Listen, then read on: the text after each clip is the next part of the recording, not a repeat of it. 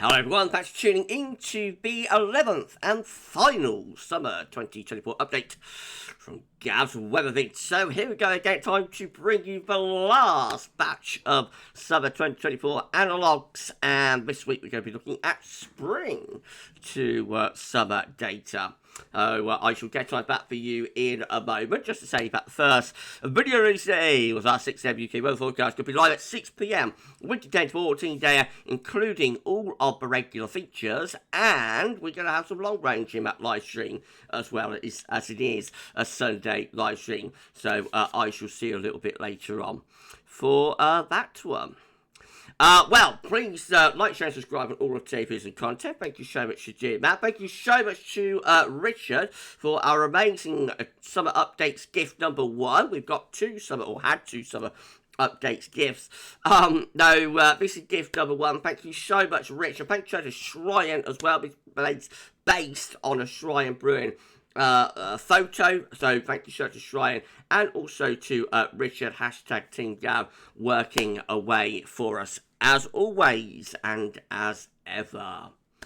Right, okay, thank you so much to Shrine for sorting out the years for us as well. Okay, let's crack on then. We're going to start off having a look at the seating.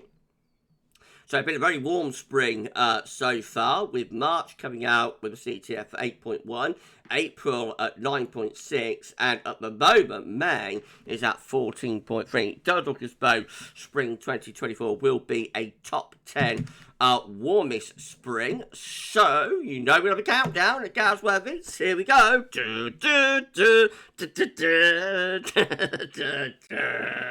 Yes, we're counting down the top 10 warmest springs and the summers, but follow them, starting with 1959 at number 10. So, the spring of 1959 was the 10th warmest spring in the CET, and the summer of 1959 looks like this: anticyclonic, long, dry, very warm or hot summer with high pressure dominating scene throughout most of it. At number 9, we've got 1952. This is a much cooler and much more unsettled spring with a high pressure in the summer, I should say, with high pressure in the Atlantic and low pressure in the east. We bring the wind in from a northwesterly direction, so rather cool and unsettled for the summer of 1952.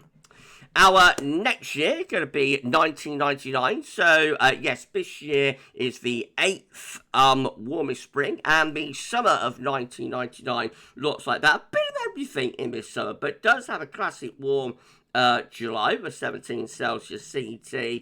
June's quite wet, and also August is rather mixed. Well, the best of the summer is in the heart of it. So a warm-hearted summer in 1999. At number 7, we've got 1992. So the 7th warmest spring was 1992. Summer 92 looks like that. Quite unsettled, but what you don't get from the analog is that it does have a very warm start. So May and June of 1992 are really dry and warm, and then it gradually deteriorates, culminating in a cool and wet August. So very much a front-loaded summer for that one. At number 6, in terms of top 10 warmest springs to summers, we have got 2020. Summer of 2020, again, a bit of everything in this summer. You don't get it from the analog particularly, but warm, dry, hot weather at times, also some very cool and wet weather, some storms as well, particularly later on in August, and thunderstorms also, so windstorms and thunderstorms through this summer. There's something for everybody in the summer of 2020, but it does have a very impressive heat spike in August. And then at number 5, we've got 2022, a long, hot summer, and the first summer that we get to 40 degrees is at number 5, 2022, seeing high pressure in the Atlantic and across Europe as well. That's a dry, hot summer. We had to wait 19 years, 20 years for a August with a CT in the 18 Celsius bracket, and we did it in 2022, first time in 2003. Also a very hot July as well, of course, in 2022 when we cracked 40 degrees for the first time. What a summer. Okay, top 4, we've got 2014. Now the analog for summer 2014 looks like that, with high pressure to the north and low pressure to the south. Winds are coming in from the northeast. So this does have a very warm July, though, which you wouldn't get from the analog. Quite warm in June as well, and then a cold and very unsettled August. So quite a strange and topsy-turvy summer in 2014. Right, top three now. At number 3, we've got 2007. The third warmest spring for the C2 was 2007. Summer 2007, of course, is the infamous summer of the flooding rain. So June and July, extraordinarily wet in 2007. Did get a little bit better in August, but even then, nothing much to write home about. Normal blocking as well in that summer. Was that the beginning of the downturn to colder, wetter summers and colder, snowier winters from, 08, 09 to 12, 13 was 2007 a precursor of it? I think it was, but I don't know. Anyway, let's move on. Number 2, we've got 2011. Here we go, Ben. This is an unsettled summer as well. Yeah, come on, highlighter. It's unsettled summer too, with low pressure parking itself over top of UK and Ireland combined with blocking to the north. There are some drier and warmer days in the summer of 2011, but overall that is another pretty cool and unsettled summer. And then at number 1, we have got 2017, so the warmest spring for seating so far is 2017, and the summer of 2017 looks like that. So unsettled summer, low pressure over and to the north, high pressure is to the south a lot of the time, winds in from the Atlantic. It's a front-loaded summer, so it has a warm and dry June, deteriorates in July, and a cool and wet August in the summer of 2017. Right, so let's put all that together then. This is how all June's combined looking from the top 10 warmest springs, and a bit of a mixed bag for the Junes. We get high pressure towards Scandinavia and in the Atlantic, low pressure towards Iceland and also to the south of the country. So I think a lot of the time in Junes are quite mixed, but there is some warm potential with wind generally from a southerly direction. All July's combined are looking like that, more of a mid-Atlantic ridge type pattern, so perhaps a drier but rather cooler pattern maybe for the Julys overall. And then all August combined, unfortunately, looking quite unsettled with the trough of low pressure through the north and the west of Europe. And this is how all summers combined are looking, following the top 10 warmest springs. And again, we see that we have a low pressure through North and West Europe, so quite a mix, quite an unsettled signal for those summers. Right, well, let's move straight on to our next set of data, which is going to be England and Wales precipitation for the spring. So we see that England Wales P for March came out at 111.7 millimetres. That was 171% of average. Very wet March indeed. We also see that April came out at 151% of average. We are having a drier May, so May's England Wales P comes out at 61% of average. However, we think that it is likely to be a top 10 wettest spring as well as a top 10 warmest spring, and so we love a countdown at GavsWeatherVids. So, hold on. I'm sorry about it. Right, here we go then. This is how the top 10 wettest springs are looking and the summers that follow them. Starting at number 10 with 1998. The summer of 1998 has low pressure over to east country, high pressures out in the Atlantic, winds coming in from the northwest. This is quite a cool and mixed summer. Not overly wet, does have a wet June, but July and August are drier, but overall quite cool and often very overcast. At number 9, we've got 2008, so 2008 was the 9th wettest spring, and the summer of 2008 also pretty poor as well, with low pressure over the north and west Europe. Again, we do see that northern blocking signal in evidence. The northern blocking signal starts really, I think, in the summer of 2007 and gradually increases to eventually lead us into that much colder period of 08, 09. And summer 2008 is another cool, wet summer. Not as wet as 2007, but certainly it's an unsettled, a relatively coolish summer that we see there. Following on from a wet spring, so just go to show you, but if you have a wet spring, doesn't necessarily mean that it will dry out for the summer. At number 8, we've got last year, 2023. Summer 2023 looks like this, bit of a mixed bag. Low pressure in of the Atlantic, high pressure is blocking actually up to the high latitudes.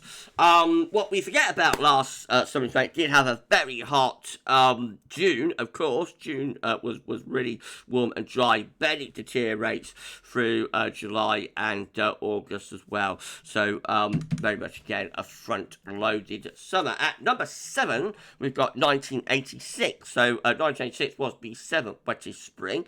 Summer 1986 is quite unsettled. It does have a relatively dry, not particularly warm June, but relatively dry. And then July, August gets more unsettled. It has a very cold and wet August, actually. At number 6, we've got 2018. This is a long, hot summer with high pressure from the Atlantic into northwest Europe. Very hot in July of 2018. Of course, not as hot in August. At number 5, we've got 1951. This is an unsettled summer with plenty of low pressure through the north and west Europe. Quite a wet summer with that one. And then at number 4, we've got 2000.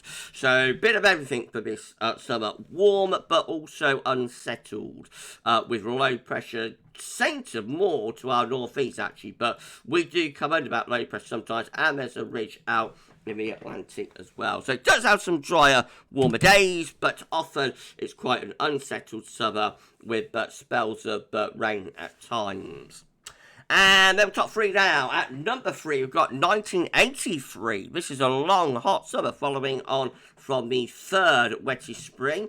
First time you get to 19 Celsius with a CET in July is in 1983. And August is pretty hot as well. So a hot summer there at number 3. At number 2, we've got 1981. This is one of the more unusual summers with high pressure out to the west, low pressure is away to the northeast, winds in from the northwest, and of course that's a drier but cooler summer that we have there, relatively unusual combination of cool and dry. And then finally at number 1, the wettest spring for England Wales precipitation is 1979, actually following on from a long cold winter. We have a cold wet spring, and the summer then of 1979 sees low pressure generally to the north and the east, high pressure out to the west. It's pretty mixed, so there are some drier and warmer days in there, but overall quite an unsettled and often mixed summer in 1979. Let's put all of that together then, and this is how all Junes combined looking, following the top 10 wettest springs overall. We see an anticyclonic signal with high pressure over and to the east of the country. Mainly dry and very warm in a lot of those Junes. All Julys combined takes a high pressure towards the Atlantic, drops a trough in over northern Europe. Probably relatively dry-ish signal really for the Julys, but I would imagine cooler on average. And then look at this, again we see evidence of a front-loaded summer, with June getting the warmest, driest weather, but by August it's all deteriorating and falling apart with a trough of low pressure across the north and west of Europe, generally cooler and wetter as we get into the August. There will be years that are exceptions to the rule with this, of course, but that is how it looks if you put all of those years combined. And finally, this is how all summers combined looking, following the top 10 wettest springs, and it is a relatively anticyclonic signal with high pressure out to the west of the country. But bear in mind, like the strongest anticyclonic signal is for June, and by August we have a cyclonic, a low pressure dominated signal. Right, we're done. That's it. That's our final batch of analogues. Thank you so much, everybody, for sticking with this season but summer updates. It's been epic, hasn't it? I've actually got one more update to do. It's going to be next Saturday, where we get all the long-range models together for the final time this season. And then, of course, the next day, which I think is the 26th, isn't it, of May, that's when we're releasing our summer forecast. So, fingers crossed that it all comes together for the summer forecast. It's time to deliver another long-range update for you. The long-range bandwagon keeps on rolling at GavsWeatherVids. You never stop, and we'll soon be on to autumn updates when we get the summer forecast out of the way. But let's not get ahead of ourselves. Got one more season roundup and also the summer forecast itself to do next weekend. Thank you so much, everybody, for sticking with the season of summer updates. I think it's been very interesting. I hope you enjoyed them. Thank you so much to Shryan for all of the help getting all the years together every week. Thank you so much to Rich as well for our gifts and also for the outside of the box presentation that we did in an earlier update. Thank you so much to Terry Scully. Also, I'll hand out the thank yous vote on the summer forecast. But thank you so much to hashtag Team Gav, as ever, for all of the help and support on our season of long range and summer updates. And that brings us to an end, certainly on the analog side of things anyway. So 1 week today, that's when we're revealing all. That's going to reveal all 1 week today. Don't want to miss that. And we'll have our summer forecast for you there. We're going to be live at 6 p.m. week 10 to 14 day. If you've got any questions about this summer update, then you can fire away on the live stream. And we will include some long range in that live stream as well, as it is a Sunday live stream. We've got to do that, haven't we? Right then, I'll end it there. Thank you so much for watching. And we'll see you next week for the GavsWeatherVids Summer 2024 forecast. But for this video, that's all for now. And thanks for watching.